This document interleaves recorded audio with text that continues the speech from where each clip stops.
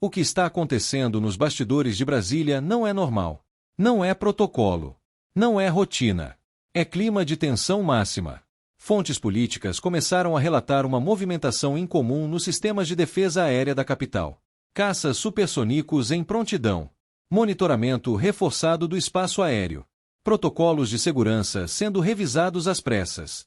E tudo isso em meio a um cenário internacional explosivo, depois que o mundo assistiu, atônito, a uma escalada militar sem precedentes no Oriente Médio. A pergunta que ecoa nos corredores do poder é simples e assustadora: por que tanto medo? O governo tenta tratar tudo como medida preventiva, mas nos bastidores o clima é outro. Assessores falando em tensão diplomática. Generais adotando linguagem cautelosa. Autoridades evitando entrevistas. Quando um governo ativa camadas estratégicas de defesa em plena capital federal, isso não acontece por acaso. Isso acontece quando existe a percepção de risco. E risco real.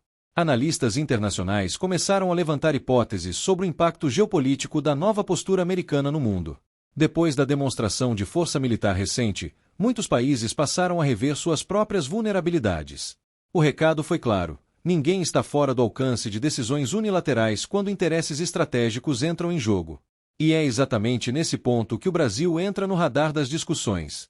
Nos últimos anos, o país deixou de ser apenas um espectador para assumir posições cada vez mais assertivas no tabuleiro global. Discursos duros. Alinhamentos questionados. Declarações que repercutiram mal em algumas potências. Isso gerou atritos silenciosos, daqueles que não aparecem nas manchetes, mas que pesam nas relações diplomáticas. Dentro das Forças Armadas, o que se comenta é que qualquer instabilidade internacional exige demonstração de capacidade defensiva. Mostrar que o espaço aéreo está protegido. Mostrar que o país está vigilante. Mostrar soberania. Porque, no mundo real da geopolítica, fraqueza percebida vira convite para pressão externa. Enquanto isso, a população sequer foi informada sobre o nível dessas movimentações. E quando o cidadão não recebe explicações claras, a desconfiança cresce. Por que não comunicar abertamente? Por que o silêncio? O que está sendo avaliado que não pode ser dito? A verdade é que o planeta entrou em uma nova fase. Uma fase onde decisões são rápidas, ações são diretas e demonstrações de força passaram a substituir longas negociações. Países que antes confiavam apenas na diplomacia agora reforçam defesas, monitoram ameaças híbridas, acompanham movimentações financeiras, tecnológicas e militares com outro grau de atenção. E Brasília, hoje, parece sentir esse peso. Não se trata apenas de defesa aérea. Trata-se de percepção de vulnerabilidade institucional. Quando um governo aumenta sua blindagem, ele não está apenas olhando para fora. Ele também está reagindo ao ambiente interno, à pressão política, à instabilidade narrativa e ao medo de que crises externas possam gerar reflexos domésticos imprevisíveis. Especialistas lembram que guerras modernas não começam necessariamente com tanques atravessando fronteiras. Elas começam com pressão econômica, isolamento diplomático, sanções, operações jurídicas internacionais, exposição de informações sensíveis e demonstrações calculadas de poder. O campo de batalha do século XXI é invisível para a maioria das pessoas. E talvez seja isso que esteja deixando o clima tão tenso. Relatos de bastidores apontam reuniões emergenciais, revisões de protocolos de segurança institucional e análises constantes de cenário. Não há confirmação oficial de ameaça direta. Mas também não há a tranquilidade que existiria se nada estivesse acontecendo.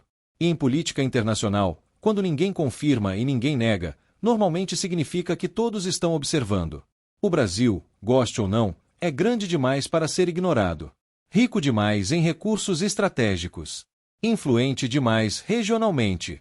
Em um mundo polarizado, qualquer movimento do país passa a ser analisado com lupa. E qualquer desalinhamento pode gerar reações que vão muito além das palavras. A ativação de mecanismos de defesa, portanto, pode ser menos sobre guerra e mais sobre mensagem.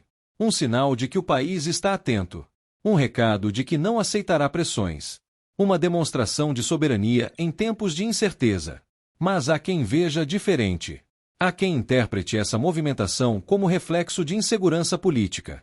Como tentativa de mostrar controle em um momento em que o cenário internacional mudou rápido demais. Como reação a um mundo onde líderes perceberam que estabilidade não é mais garantida, ela precisa ser constantemente defendida. O cidadão comum vê apenas um detalhe ou outro. Um avião militar cruzando o céu. Uma notícia breve. Um comentário isolado. Mas por trás disso existe um jogo complexo, silencioso e extremamente estratégico. E esse jogo está só começando.